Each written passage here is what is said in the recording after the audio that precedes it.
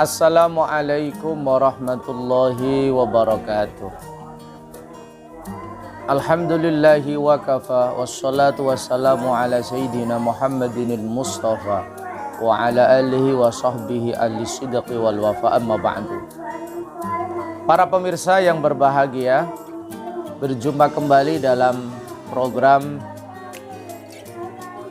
Kultum Ramadan Lembaga Amil Zakat Infak Sodaqoh Nahdlatul Ulama Ranting Wonokerto Pasucen Branggil Pati yang mengambil tema spesial tentang wakaf pada Ramadan 1443 Hijriah ini. Pada kesempatan ini saya ingin mengambil tema tentang Tausi'ul Masjid, memperluas atau memperlebar masjid. Para pemirsa yang berbahagia, saat ini hampir semua masjid, baik yang ada di kota atau di kampung, mengalami renovasi, mengalami perombakan. Banyak sekali motivasinya, baik motivasi sudah tidak memadainya masjid itu untuk menampung jamaah, motivasi untuk memperbaharui bangunan masjid yang sudah lama atau istilah orang Jawa kedalawarsa, sudah ketinggalan zaman, bentuk bangunannya, ornamen bangunannya, hiasan bangunannya, dan desain bangunannya.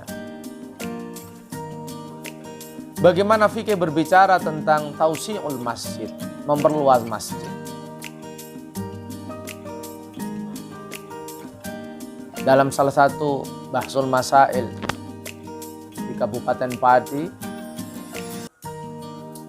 yang diadakan untuk Lembaga Bahsul Masail Kabupaten Pati, Nahdlatul Ulama menyebutkan di dalam kitab Nihayatuz Zain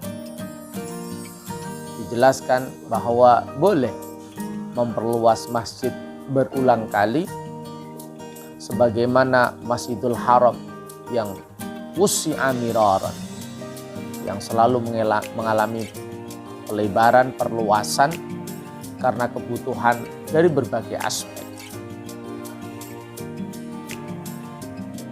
Kata kunci dari kebolehan tausi'ul masjid atau memperluas masjid adalah lil maslahah, karena ada dampak positif, karena ada kemanfaatan yang ingin diraih dari proses tausi'ul masjid atau pelebaran masjid itu. Biasanya diperlebar dan dipertingkat dari tingkat 1 menjadi tingkat 2. Sebagaimana yang ada di tempat kami di Dukuh Wonokerto, Pasucen Branggil Pati mengalami perluasan dan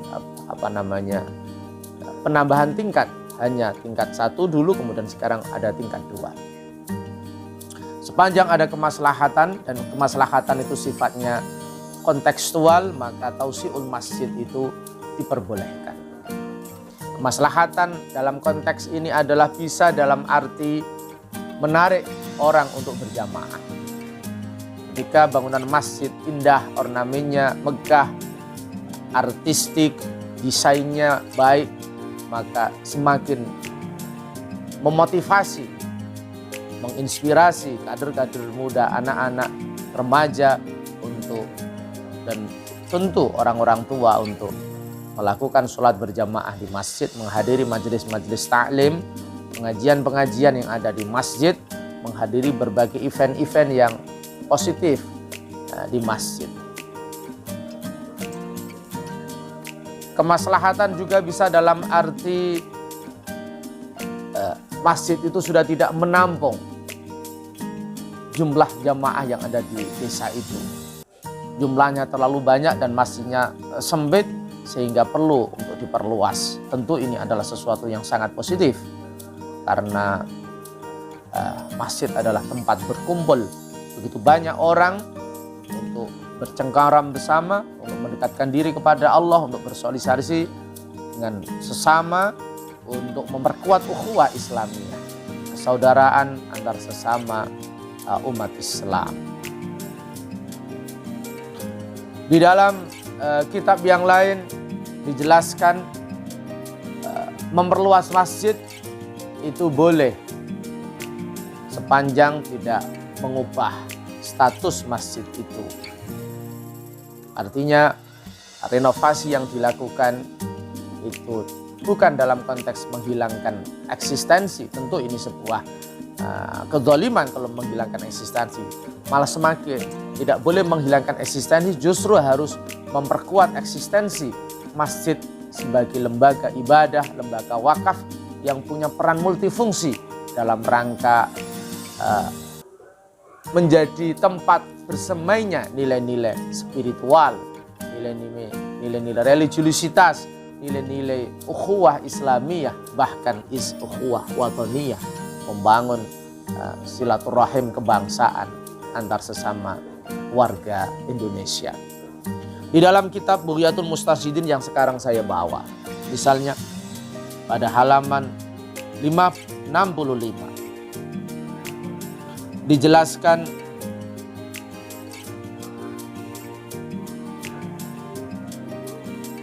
wa yajuzu tausi'ul masjidi wa taghyiru binaihi binafi raf'ihi lil hajah. Boleh memperluas masjid dan mengubah bangunannya, misalnya meningkatkan, mengangkat bangunan itu lil hajah, dengan syarat ada kebutuhan yang tentu yang tadi saya sampaikan, ada kemaslahatan yang diambil, ada kemaslahatan yang bisa diraih dari dari proses perluasan dan taghyiru bina, mengubah atau merenovasi total. Dan saat sekarang banyak sekali bisyarti idnin nadir min jihatil waqif, dengan syarat izin nadir. Nadir seperti yang kemarin saya sampaikan adalah orang yang diserai wakif untuk mengelola tanah wakaf. Dan sebagaimana kita tahu bahwa di dalam melakukan proses renovasi masjid, memperluas, memperlebar, meningkatkan, artinya membangun beberapa tingkat, ada yang 2, ada yang sampai 3, itu melalui forum musyawarah bersama, dan tentu di situ ada nazir, ada orang yang diserai oleh wakif untuk mengelola masjidnya. Para pemirsa yang berbahagia, dunia selalu berubah dan berkembang. Masjid sebagai tempat yang prestisius bagi umat Islam harus mengikuti perkembangan zaman itu, sehingga pelebaran, perluasan, dan memperindah bangunan masjid itu sebuah tuntutan sejarah. Sehingga generasi-generasi sekarang berlomba-lomba untuk memperluas dan memperindah masjid itu. Tentu sebagaimana ajaran para ulama, jangan sampai masjid yang megah ini tapi kosong dari jamaah. Masjid yang sudah dilebarkan, sudah bertingkat-tingkat, tingkat 2 atau tingkat 3, harus dioptimalkan untuk menunaikan sholat berjamaah, menggelar majelis-majelis ta'lim, menyantuni fakir miskin, apalagi di bulan Ramadan, dan semakin memperkuat ukhuwah Islamiyah, ukhuwah wataniyah, persaudaraan antar sesama umat Islam, dan mampu menjadi silaturahim, merajut rekonsiliasi sosial, merajut persaudaraan antar sesama bangsa Indonesia. Demikian, semoga bermanfaat. Kurang lebihnya mohon maaf. Wal afu minkum.